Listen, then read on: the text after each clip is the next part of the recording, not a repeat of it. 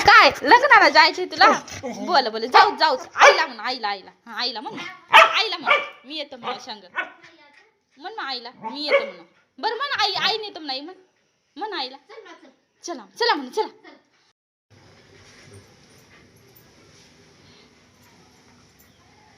कधी चालली ती लग्नाला चालली ती मग गमत आणती आई बुंदी बुंदी हे की नाही लग्नाहून गाव बुंदी आणती हा जाऊ दे